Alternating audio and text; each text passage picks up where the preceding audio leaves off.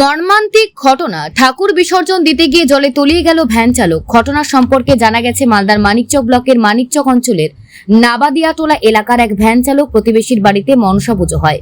ওই মনসা পুজোর প্রতিমা ভাড়া হিসেবে ভ্যানে করে মানিকচক ঘাটে বিসর্জন দিতে গিয়েছিলেন। সঙ্গে আরো ছিল প্রতিবেশী। কানায় কানায় ভরা নদী দেখে স্নানের ইচ্ছে জাগলো ভ্যান চালক অজিত মণ্ডলের, বয়স 35। ঘাটে স্নান করতে নামলো অজিত মণ্ডল। জলের গভীরতা আন্দাজ করতে না পারায় মুহূর্তের মধ্যে তলিয়ে গেল ভ্যান চালক। বুধবার আনুমানিক দুপুর 2টোর সময় ঘটনাটি ঘটেছে।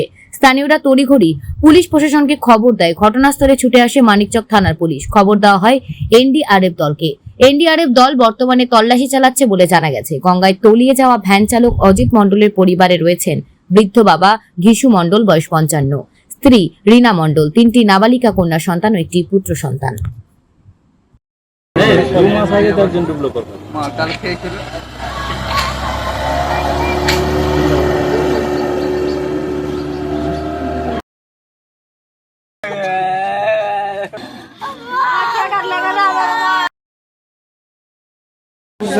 মনসা গান হয়েছিল, ওই মনসা বিসর্জন এসেছিল আজকে। হ্যাঁ, ওই ভ্যান নিয়ে এসেছিল মনসা, সবাই একসঙ্গে আসছিল, সব ঢোল বাজিয়ে সব নাচতে নাচতে এখানে এসে পাশে মনসা ভাষা ছিল।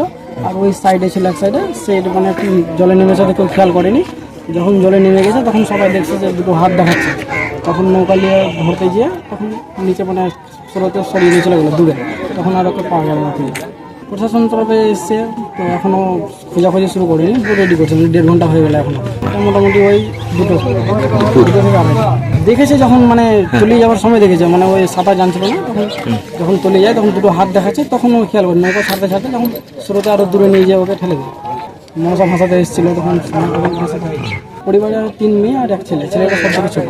আচ্ছা, দিন আনে দিন খায়, এরকম ভ্যান চালায়। আর বুঝতেই পারছি স্রোত যা আছে, এর আগে দিয়েছিল একজন, ওকে হ্যাঁ তলিয়েছিল।